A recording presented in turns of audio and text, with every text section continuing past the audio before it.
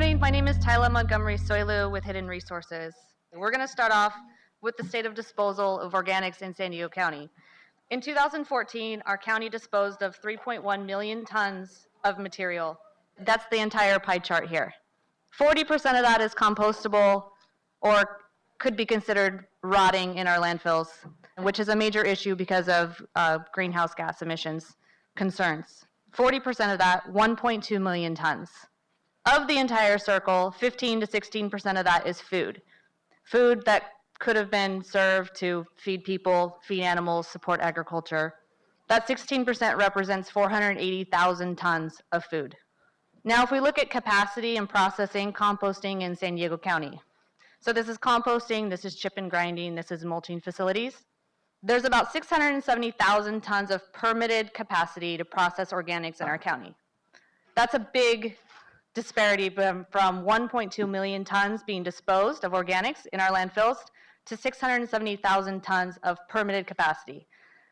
This permitted capacity does not even represent what is actually occurring. We don't have a good metric right now to track what facilities are actually operating at, but I can bet that it's significantly less than this 670,000.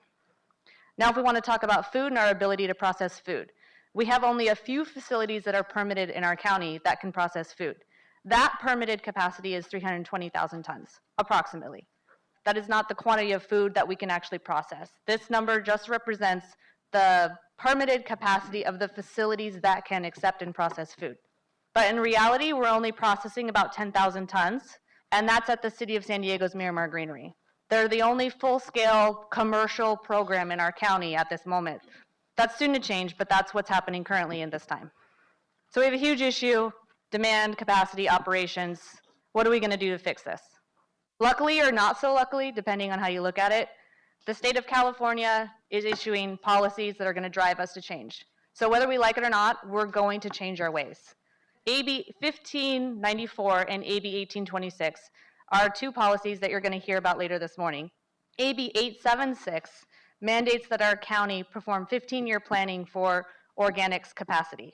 The California Air Resource Board's draft short-lived climate pollution reduction strategy is going to effectively eliminate disposal of organics in our landfills by the year 2025. And finally, the Governor's Healthy Soils Initiative, enacted last year, is going to take a systems approach to organics management and allocate cap and trade funding towards new facilities and capacity development in our state. So what's the drivers? Why does the state all of a sudden care? Because there are benefits. There are numerous benefits. You're going to learn about the benefits of composting later this morning with the Marin Carbon Project, so I don't need to go into detail about that. But the benefits are amazing.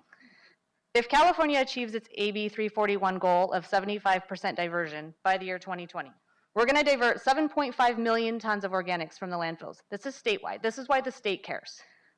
That 7.5 million tons of organics diverted from the landfills represents 5 million metric tons of CO2 equivalent reductions or benefits just by getting that material out of the landfill, preventing that material from rotting, and putting it towards composting and anaerobic digestion, new clean energy sources. So what that's equivalent to is taking 1 million cars off our roads. Or it's the benefit of 4.1 million acres of forest lands exchanging carbon dioxide for oxygen. And to switch gears a little bit, some of the other benefits is because of the issue of food. To give you some very high-level statistics, about the sobering reality of food, 1 in 4 calories produced worldwide is never consumed. 1,500 calories per person per day in North America is wasted. Somewhere between the farm to the fork is wasted. Now, worldwide, where this food is wasted differs depending on if it's a developing nation or a developed nation. But in North America, 61% of the food that is lost or wasted is at the consumption stage. And that means it's our own purchasing, it's our own decisions as consumers, it's restaurants, it's catering. When we're looking at allocating resources to how we're going to fix the issue or we're going to resolve the issues around food and how we treat our food, we need to look for solutions and allocate resources that are closer to the fork than the farm. So I want to get some nods here because I've been stuck behind this brick wall of barriers for at least the past 10 years, and I think I can get like a raise of hands of everybody who has somehow been stuck behind this brick wall of barriers. Go ahead, raise your hands, everybody who has seen them, and I'm sure you have your own that you can add to this list. So what do we do? How do we get ourselves on a road to recovery and make meaningful progress when we've all been stuck behind this wall?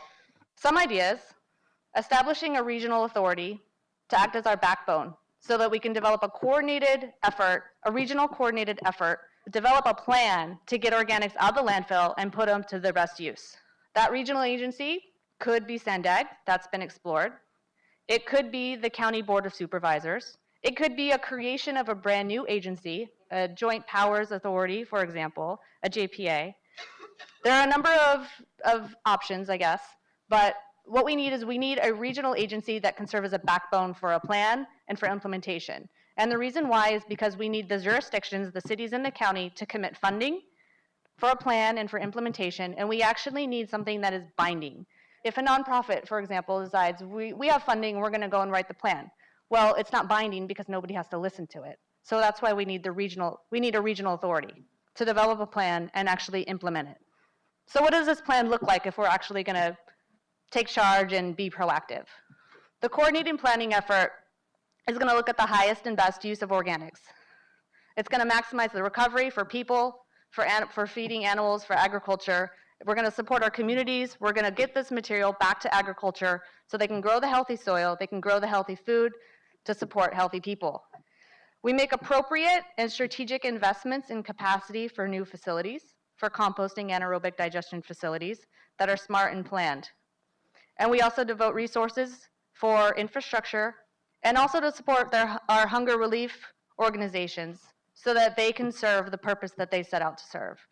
And with the numbers that I've seen and that you're gonna see, I truly believe that we waste enough food that we could end hunger, at least in San Diego County. So it's gonna take all of us doing something to make a difference. And I'm gonna leave it to the other speakers to talk about how you can get involved in actions that you can take, some of the grassroots and some of the more coordinated efforts that are occurring, and what it's gonna take to make this movement really a reality. So thank you.